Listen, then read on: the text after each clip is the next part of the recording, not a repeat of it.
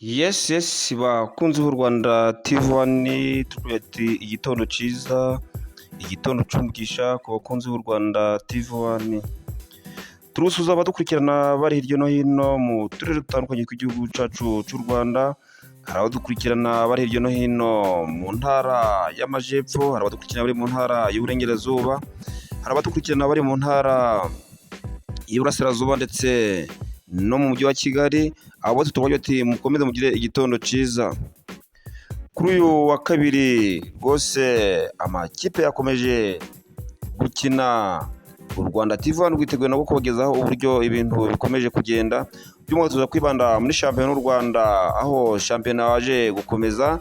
Tuza kubabwiraho uburyo byaje kurangira ndetse tubabwire n'urutonde rwa shampiyona kuva aho y'amakipe yo muri Sudani agereyemo n'uburyo urutonde ruhagaze. Ibyo nabyo turaza kubivaho tuje ku mugabane rwose wa Afurika, aho amakipe uyu munsi mu makipe nabwo biraza gukomeza. Tuza kubabwira nabwo muri UEFA Champions League, muri uburyo amakipe araza kuba ameze uyu munsi muri Championship. Nabwo amakipe araza gukomeza mu gihugu cy'Ubwongereza. AF Champions League muri East ndetse na West nabwo imikino iraza gukomeza muri Champions League. Ibyo tutaza kubibabwiraho uburyo biraba bimeze. Inshuti bakunze u Rwanda TV1 nyangwa tuvuga ati mudukorere subscribe, mukore share ndetse na comment kugira ngo u Rwanda TV1 rukomeze kwaguka, u Rwanda TV1 rukomeze kubabera umuyoboro nyawo, umuyoboro wagezaho amakuru y'imikino yizewe, amakuru y'imikino agezweho. Kuko twabibabwiye rero kuri uyu mugoroba amakipe rwose yakomeje guhatana, aho ikipe ya Kiyovu Sport rwose yahuye n'ikipe ya Al Merrek. Ikipe ya Al Merrek isengera ikipe ya Kiyovu Sport ibitego rwose 2-0, aho ikipe ya Kiyovu Sport ikomeje kuja habi muri shampiyona y'u Rwanda. Ibintu byanga kubera gutsindwa cyane n'amakipe atandukanye, aho kuyu wa gatanu irisegera ikipe ya Gasogi United ya KNC Kakuzankuriza yanyajya n'igitego 1-0. Uyu munsi kuwa mbere nabo rwose ikipe ya Al Merrek nayo ikaba yatsinze 2-0. Ikipe ya Kiyovu Sport rwose ikaba ikomeje kuja habi muri shampiyona y'u Rwanda. Kuri uyu munsi rwose wa cenda rwose wa shampiyona itangijwe na Kiyovu Sport ndetse na Al Merrek. Ikipe ya mbere Police Football Club Rwanda ifite amanota 20. Ikipe ya kabiri ni ikipe ya Musanze Football Club nayo isengerewe APRS kuri wa gatandatu ibitego 3-0 kuri 2, nayo iri ku mwanya wa kabiri n'amanota 15. Ikipe ya gatatu ni ikipe ya Gasogi United ya KNC Kakuzankuriza Charles ifite amanota 15. Ikipe ya kane ikipe ya Rayon Sport nayo ifite amanota 13. Ikipe ya gatanu ikipe ya Marine Football Club y'Igisenyi ifite amanota 12 nayo. Ikipe ya gatandatu ni ikipe ya APRFC ifite amanota 11. Ikipe ya karindwi ni ikipe ya Gorilla Football Club ifite amanota 10. Ikipe ya munani ni ikipe ya Kiyovu Sport ifite amanota 10 nayo. Ikipe ya cenda ni ikipe ya Mukura Victory ifite amanota 9 nayo. Ikipe ya 10 ni ikipe ya Gicumbi Football Club ifite amanota 8. Ikipe ya 11 ni ikipe ya Magaju Football Club ifite amanota 8 nayo. Ikipe ya 11 ni ikipe ya AS Kigali ifite amanota 8 nayo. Ikipe ya 13 ni ikipe ya AS Muhanga ifite amanota 7 nayo. Ikipe ya 14 ni ikipe ya Bugesera Football Club ifite amanota 7 nayo. Ikipe ya 14 ni ikipe ya Bugesera ifite amanota 7. Ikipe ya 15 ni ikipe ya Etincelle ifite amanota 6 nayo. Ikipe ya 16 ni ikipe ya Rutsiro Football Club ifite amanota 6. Ikipe ya 17 ni ikipe ya Al Ahly Abdurrahman ifite amanota 3. Ikipe ya 18 ni ikipe ya Al Merrek ifite amanota nayo 3. Inshuti bakunze u Rwanda TV1 rero nkuko dukomeza kubibabwira rwose amakipe rwose yo mu Rwanda bikaba bikomeje kwanga, aho ikipe rwose ya APRFC bikomeje kwanga, aho kuri wa gatatu yatsinzwe. Ikipe ya Rayon Sport nayo kuri wa gatandatu nayo yaratsinzwe, ibintu byaranze. Ikipe ya Kiyovu Sport yo igeze habi cyane rwose, ikaba iri gutsindwa buri munsi. Uko twabibabwiye rero kuri uyu munsi imikino irakomeza muri Afurika, muri East Africa, mu karere k'ibiyaga bigari mu gihugu cya Uganda.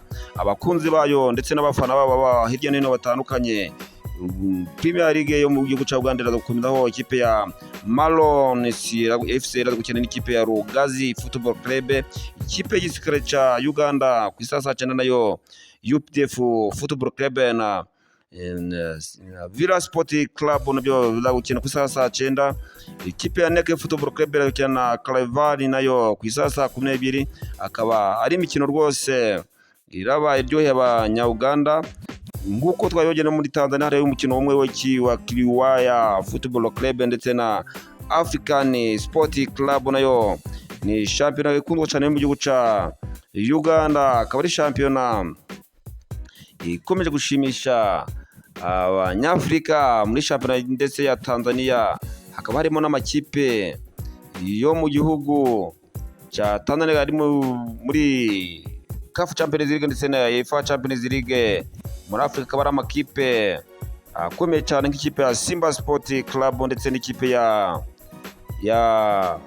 Young African. Akaba ari amakipe rwose akomeje kugenda yitwara neza muri CAF Champions League ndetse na UEFA Champions League. Uko twabibabwiye rero muri Premier League imikino ejo yakomezaga basoza umunsi wabo aho ikipe ya Manchester United yaje kwisengererwa n'ikipe ya Everton igitego 1-0. Manchester City igenda amara masa. Mu gihugu cya Espagne ikipe ya Espanyol nayo yaje gutsinda ibitego 2-1 ikipe ya Sevilla. Mu gihugu cy'Ubutaliyani ikipe ya Torino nayo na Camon 0-7 nayo Camon 0-7 yatsinze 5-1 cya Torino. Sassuolo nayo yaje kunganya ibitego 2-2 na Pisa. Muri AF Champions League na Safi Kaharihashi nayo yatsinze igitego 1 na Tractoire Football Club. Ali Duhahari Sisi nayo itsinda ibitego 4-2 Al Ittihad. Shabab Ali Hadaba Dubai nayo yatsinda ibitego 2-0 bwa Al Galaf. Al Hilal na Sharihaja Critical Club nayo iza gutsinda igitego 1-0 Al Hilal. Uko twabibabye rero uyu munsi imikino iraza gukomeza muri UEFA Champions League rwose, aho amakipe nk'ikipe nga Ajax Amsterdam rwose iraza kuba iri kumwe n'ikipe ya FC Benfica yo mu gihugu cya Portugal. Ikipe ya Galatasaray rwose nayo na Union Saint-Gilloise nabyo biraza gukina. Bordeaux Gironde nayo na Juventus ku isaha 4 ku saha ya nabwo Borussia Dortmund irakina na Villarreal. Chelsea Football Club rwose ku isaha 4 nayo iraza kwakira FC Barcelona. Daba rwose Stamford Bridge rwose biraba bikaze bimeze neza cyane. Umukino urakomeye cyane ku isaha 4 nanone Manchester City na Bayern Leverkusen nabyo biraba rwambikanye narwo ku isaha 4 nabwo Isaya Marseille ndetse na Newcastle United yo mu gihugu cy'Ubwongereza. Marseille yo mu gihugu cy'Ubufaransa nabwo ruraba rwambikanye ku isaha 4 nabwo Napoli na Karabage FK nabyo biraza gukina ku isaha 4.